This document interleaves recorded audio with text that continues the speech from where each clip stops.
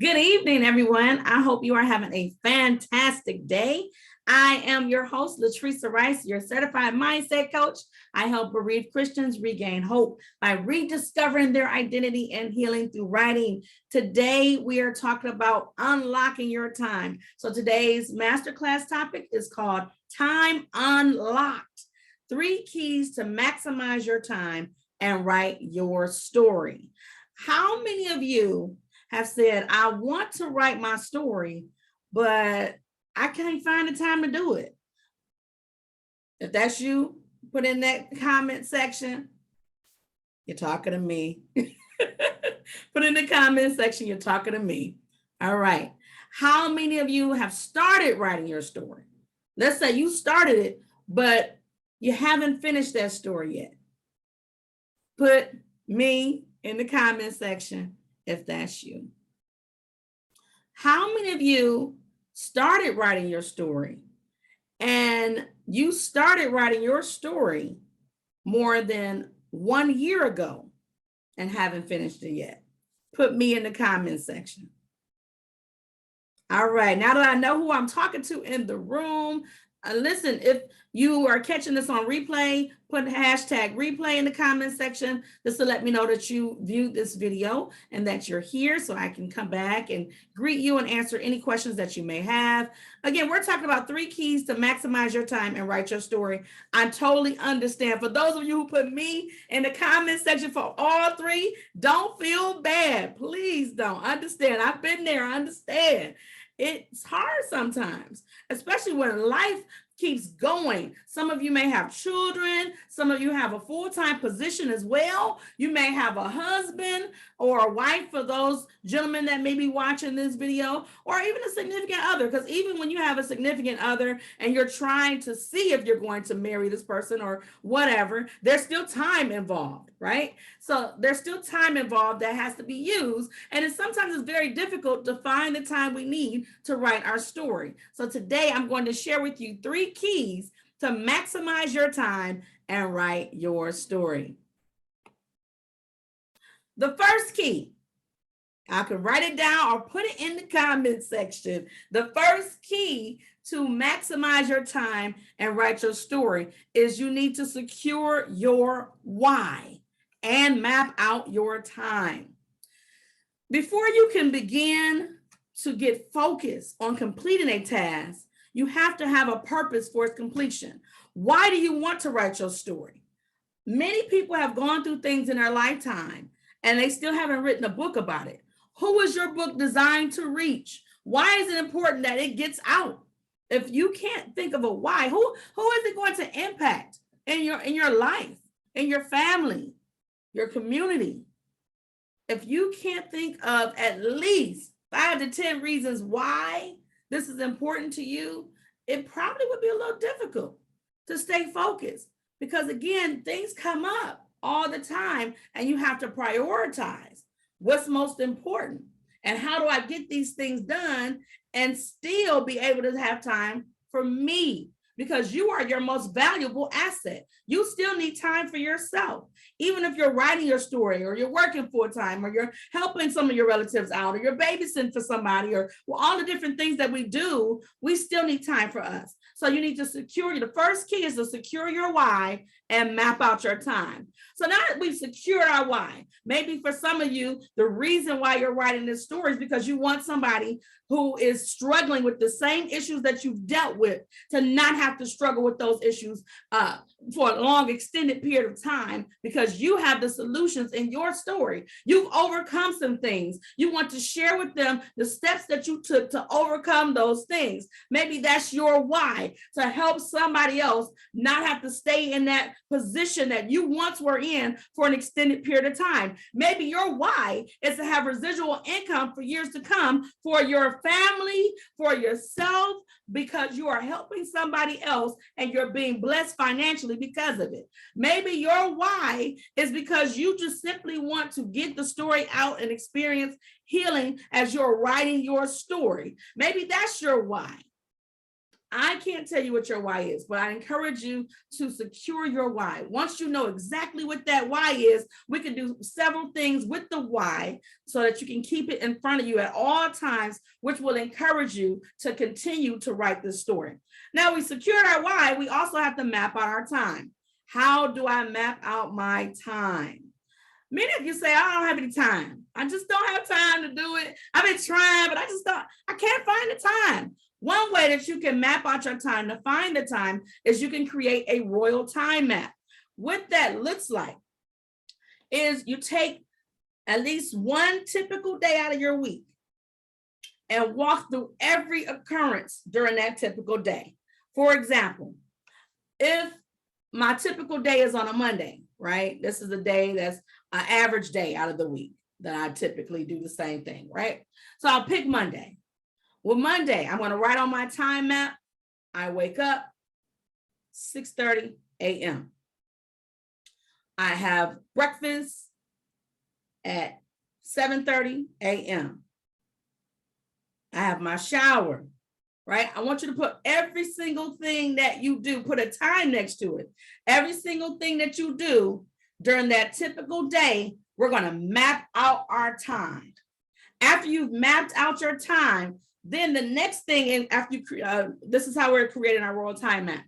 After we've mapped out our time, now we're going to look at that time map and analyze what time. Now, we're not going to pick a time yet for writing our story.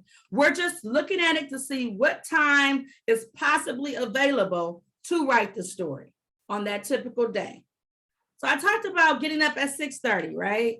And I talked about eating breakfast at like 7:30. Well, in between 6:30 and 7:30, there's an hour there. What am I doing? Well, typically I'm listening to a devotional for at least 10 minutes. You know, it takes me a little time. I like to get up and ease in the morning. I don't want to rush things, right? But that's still an hour of time that I could maximize. And one way I could maximize that, and as a matter of fact, we're going to talk about that a little later on, but let's just keep in mind there's an hour of time there that I could maximize without having to even go to my computer and type anything. We'll talk about those different methods. The first thing I need you to do is create your royal time map. You are royalty. You decree what you're going to do with your time. That's the first thing. You have to rule your time. You are royalty and royalty rules. So it's important for you to create your royal time map and rule your time. We're going to discover and unpack what time is available in a typical day for you. After we discover what time is available on a typical day for you, now we need to see what time is practical for you to even use to sit down and write. Because for some of you, you may discover that you have 3 hours available on a typical day, but practical for you to sit down and write, you only have 30 minutes. That's fine. The key is to take your calendar and block off that 30 minutes and rule that time. Nothing else gets in the way of that 30-minute time slot. If you discover, after you've mapped out your time, that this is the time that you have to write your story, and your story is important to you because you have your whys in front of you, then guess what? Nothing else can get in that way. All right? So after we have mapped out our time, right? The next thing, the next key to maximize your time is to explore potential barriers and plan your delegations. What do I mean by that? When I think about when I was writing my first book was Gate to Life, You Choose the Life You Shall Experience. I was writing that book, and I knew that in that book, there were some real emotional things that I was going to have to discuss in that book. And it may cause me not to want to finish it.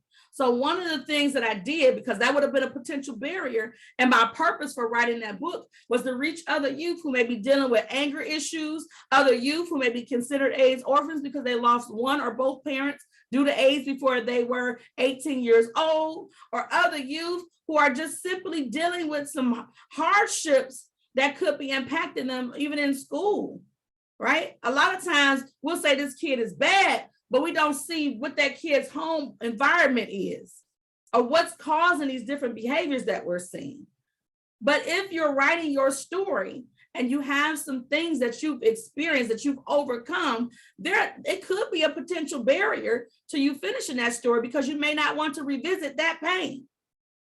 You may not want to revisit the memories, because in order to fully write that story, you're going to have to revisit the memories and actually document it so that somebody else who's reading it can experience what you experience, as if they're there, right, with you, so that when you write your exit out of that experience, they also feel that release, that pressure, that I left the situation component. That's important. So explore potential barriers. One potential barrier could be that you can't find a babysitter on a particular day.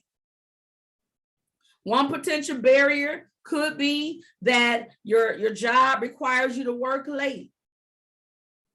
It could be a potential barrier to your writing time that you set aside for 30 minutes, right? But if I'm planning in advance for potential barriers, and one of those barriers was I couldn't find a babysitter for that day, then one of the things that I could do is, while I'm watching my child, I could be speaking in my recorder about my book. We can write it and do all other stuff later, right? If it's an issue of me working later at work, then maybe I get up an hour earlier and write my story earlier in the day. If it's an issue when working later at work and I was unaware of it, again, this is a potential barrier, then while I'm driving home for work, I could speak in the recorder as opposed to listening to music. I can speak my book into my recorder. So we have to explore potential barriers and make plans for them. You have to plan your delegations. Who can you get to do these different activities during that time that you blocked off to write your story? For example, if you blocked off 30 minutes on a Monday to write your story, but typically you are the one who is washing the dishes when you get in, maybe you can ask for, just for Monday, ask your husband, or maybe you can ask your children to wash the dishes during that time frame. So you gave somebody a task to do, you delegated that, and you can stay focused on writing your story. So the second key is to explore potential barriers and plan your delegations. Where planning for barriers is so important. A lot of times we start running with our goals and our visions, but we don't plan for what obstacles we may encounter. And if you fail to plan, you plan to fail.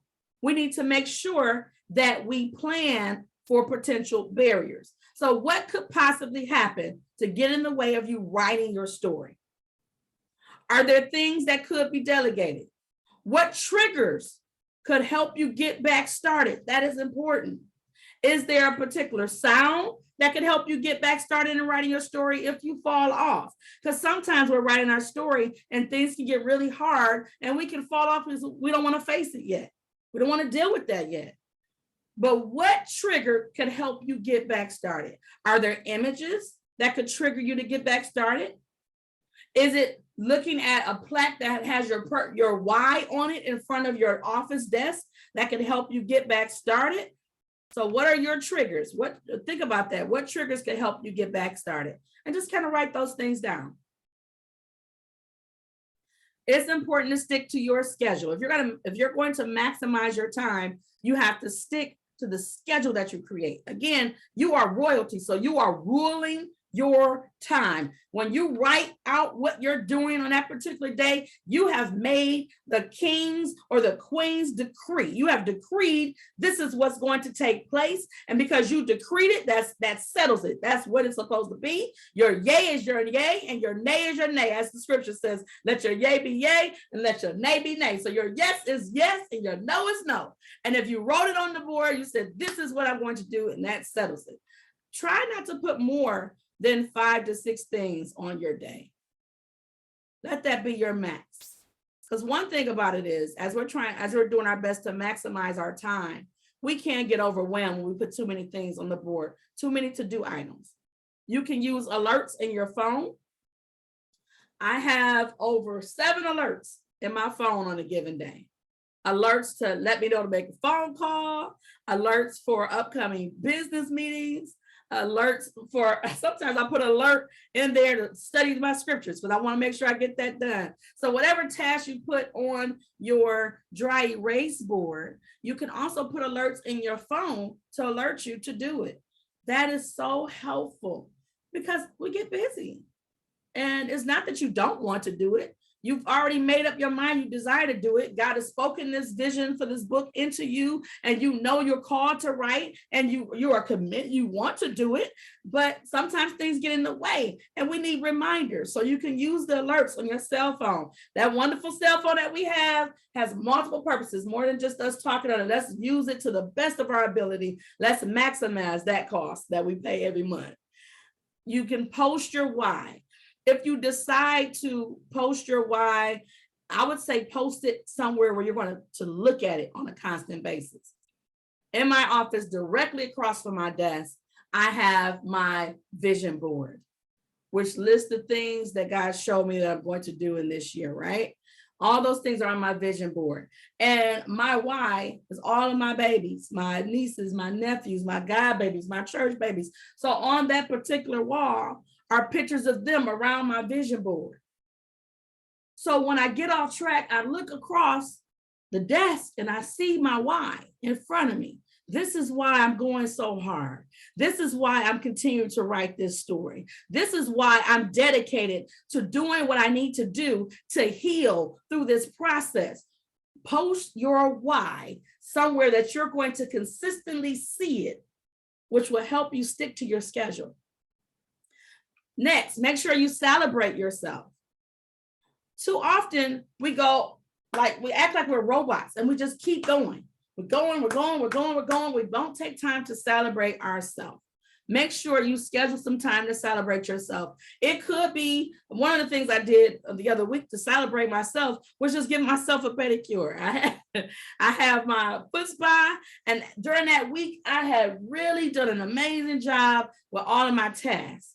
All the things that I knew I needed to accomplish that week were done. And so I decided I'm going to celebrate myself by put my feet in my foot spa. It was wonderful. Pick something. It could be something small. It could be something huge. Maybe for you, celebrating yourself is once you finish one chapter, you take yourself out to dinner, to a nice restaurant. It could be that for you, once you finish at least 3 chapters in your book, you go on a mini vacation. What will you do to celebrate yourself? And the last thing that I encourage you to do to help you stick to your schedule is get an accountability partner. The accountability partner has to be someone that you trust, that you honor in a sense, so that they are able to get you back on task when you fall off. Because if it's somebody that you will not listen to, then that's not an effective accountability partner. Get an accountability partner that you trust, that you are willing to listen to when they're pushing you to get back on your schedule if you fall off. And the last key to maximize your time and write your story is embrace your creativity to maximize every second of the day.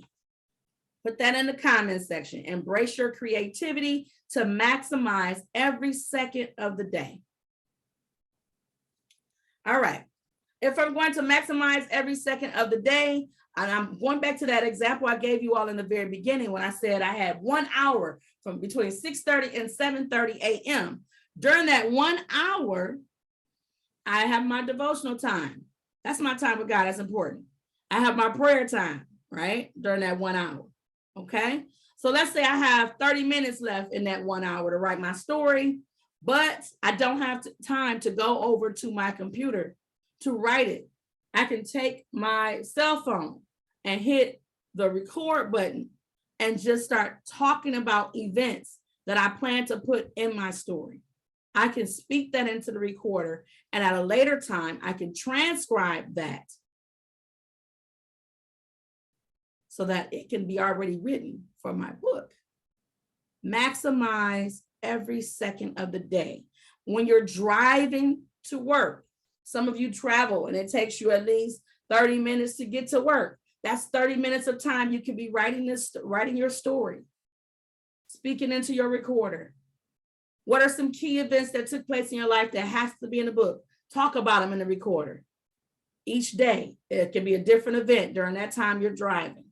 Maximize it. During that time you're driving, you could be planning out which characters you want to make sure you write about in your book that were significant in your life. Put that in your recorder.